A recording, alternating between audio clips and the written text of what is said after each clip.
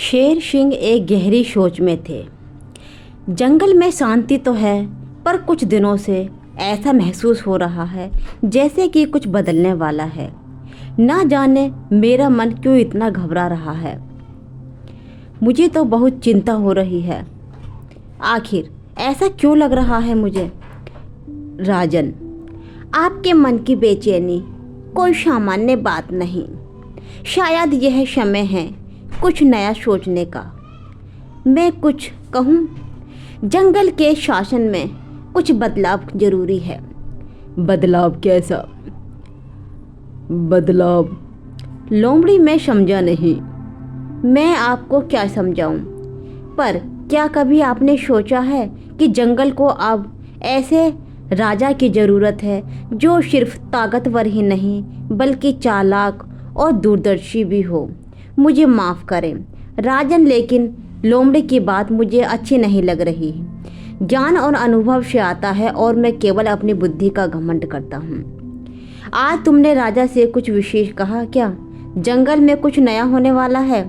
गाय बहन, अब जंगल को ऐसे राजा की ज़रूरत है जो केवल दहाड़ न मारे बल्कि सोच समझकर फैसले ले। मुझे लगा शेर भले ही पर थोड़ा भोला है, भोले नहीं निष्पक्ष हैं, लेकिन तुम्हारी बातों में चाल है।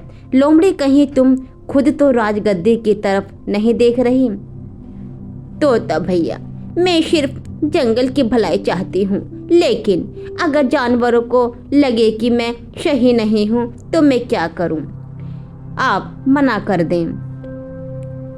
उसके बाद सभी जानवर शेर सिंह के पास जाते हैं और पूछते हैं, चालाकी से जंगल का भविष्य तय होगा और तुम जैसे सीधे सीधे जानवरों को मेरी ज़रूरत है। देख लेना लोमड़ी, अगर तेरी चालें जंगल को तोड़ने लगी तो हम सब मिलकर तुझे नकवाश कर देंगे। आप इतने बेचैन क्यों दिख रहे हो?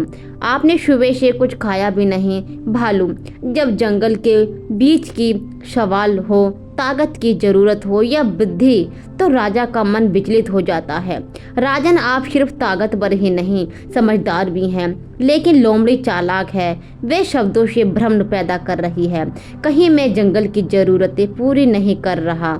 समय भावनाओं से नहीं, विवेक से निर्णय लेने का है। लोमड़ी अपने स्वार्थ के लिए जंगल की भांति भांति चुनौती दे रही है। राजा को गद्दी नहीं, जिम्मेदारी का भाव चाहिए और लोमड़ी के भीतर वो भाव नहीं दिख रहे। पर जनता को यह बात समझाना होगा। धीरे धीरे तुम दोनों मेरी आंखें खोल दी हैं। मैं जल्दबाजी में कोई फैसला नहीं करूँगा, लेकिन क्या वह अभिशंक्रिय है? क्या हर बार जानवरों की आवाज़ से संबुत है? इधर लोमड़ी बहुत तेज थी और वे सभी को अपने जाल में फंसा रही थी। फिर वह बंदर के पास जाती है और जानवरों के मन की शंका ढाल लेती है। बेटा लोमड़ी, जैसी चालाक जानवर जब भावनाओं से खोलती हैं तो भले मन जल्दी बहस जाते हैं, इसलिए हमें एक होना होगा। झूठ से सच को बचाने के लिए आवाज़ उठानी होगी। आप जैसी पूजनीय गाय और भोलेंगी तो जंगल सुनेगा। अब समय आ गया है हिरण सच को आवाज़ देने का। मैं अपने स्तर से बात शुरू करूंगी। अरे अरे, कितना अद्भुत सौंदर्य है! और अब क्या करें? लोमड़ी की बात पूरे जंगल में चारों तरफ फैल चुकी थी। इधर हिरन भी बैल को समझा रहा था, लेकिन कुछ समझ नहीं आ रहा। इधर उनका अद्भुत सौंदर्य, मोर महाराज, लगता है जैसे खुद प्रकृति ने अपनी पूरी कला आप में उजीर दी हो। धन्यवाद लोमड़ी बहन, लेकिन आपकी तारीफ हमेशा किसी मकसद से जुड़ी होती है ना। सच कहूँ तो अब छिपाने का समय नहीं है। मैं चाहती हूँ कि आप मेरे साथ नए युग की शुरुआत करें। नया युग? ये किस बात का युग कर रही हो? शेर राजन तो अभी भी न्याय कर रहे हैं। क्या जंगल का यह ताज आपको चैन नहीं देने देता? ताज की नहीं, जिम्मेदारियों की बात है। पर यह जंगल अब बदलना चाहिए। मैं हर चाल को देखती हूँ। लोमड़ी, मैं चुप हूँ, अंधा नहीं। समय आने पर तय करेंगे सच के पक्ष में क्या होता है। इधर लोमड़ी बहन, चाहे संदेश पहुंचना हो या संकट में, किसी को मदद लेना सही मेरा धर्म है। और अगर जंगल ही अभी संकट में हो तो हम क्या कर सकते हैं। इधर लोमड़ी और घोड़ा आपस में बातें करते रहते हैं, लेकिन यहाँ पर भी वे वही बातें करती है। मैं बदल नहीं बिजली बनकर चमकूंगी, लेकिन सिर्फ वहाँ यहाँ अंधेरा हो रहा है। इतने जानवर अपनी सोच को आगे बढ़ जाते हैं, पर इतने डर के पीछे तुम्हें शौर्य पर कुशल तो है। कुशल बस यूँ समझो कि मैं अब जंगल के लिए कुछ करना चाहती हूँ। तुम्हें नहीं लगता अब जंगल में न्याय नहीं बचा? शेर राजा अपने गुफा में ही बंद हो गए हैं, किसी की बात नहीं सुनता, किसी के दुख नहीं देखता। शेर अब पहले जैसा नहीं रहा।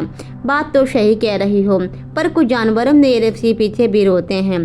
इधर लोमड़ी बहन, जो भी कोई सत्ता में आए उसका उद्देश्य सेवा होना ही है, अहंकार नहीं। सत्ता के साथ लालच ना आ जाए। क्या तुम मुझे इतना स्वार्थी समझती हो? मैं केवल न्याय का स्वर बनना चाहती हूँ। अगर तुम्हारा मन सच्चा है तो मेरा आशीर्वाद तुम्हारे साथ है। गाय लोमड़ी से इस कदर बातें करती है क्योंकि लोमड़ी की चालाकी किसी को पता नहीं थी।